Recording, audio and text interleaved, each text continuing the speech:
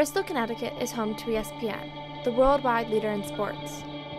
The employees live and breathe sports 24/7. People think I have the greatest job, you know.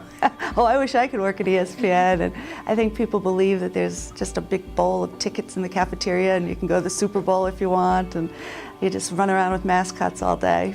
The best thing about working at ESPN is the subject matter. I mean, we really do talk sports, think sports, breathe sports all day long. Sports dominates my life. I watch sports 40 to 50 hours a week. Programming day in and day out. I'm reading notes, I'm constantly focusing. You know, it's the section of the newspaper I would read first, the sports section. It's what I watch on TV. And it's certainly what I do in my downtime. It's, you know, it's workout, it's go for a run, it's play golf. The people are the best thing about working at ESPN by far. Passionate about what they do, smart. It really is honestly a fun place to work. I'm a part of a group that has a lot of influence and a say in the world today. Media is a very powerful tool, and if you don't use it correctly, it can be used for bad and not good. And here at ESPN, I believe everything that we put on the air, we're making a change, we're making a difference, we're informing, we're also entertaining, and when you can do the two and do them well, that's amazing. Though the sports industry is portrayed as male-centric, there are many important women both in front of the camera and behind it.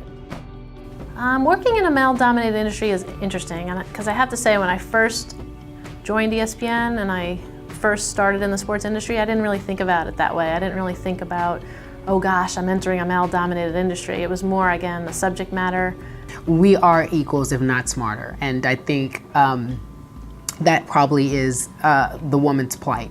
Asserting herself, showing that she is equal and she is on equal footing, because it's not there yet, but almost.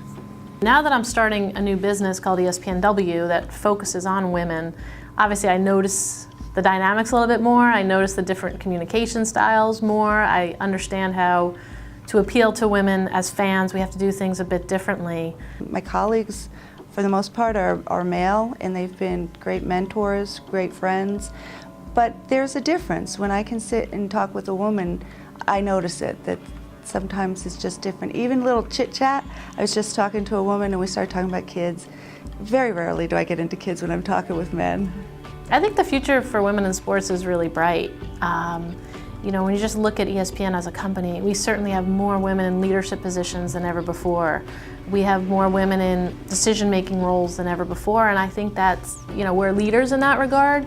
More and more women and girls are playing sports. More girls grow up loving sports like I did, and it's more a part of who we are. I'm telling you, I'm pioneering for the next young lady who has to sit in the desk behind me. When she sits at that desk, things will be different. They'll know what to expect. I think it's already changed. It's changed since I worked here in the early 80s. Women are so much more involved in sports, interested in sports, given a chance to succeed. I do think Title IX had something to do with that.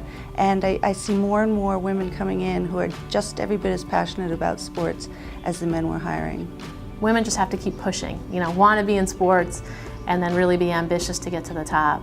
I hope that it no longer is a discussion about whether or not we have enough women at ESPN. It just is.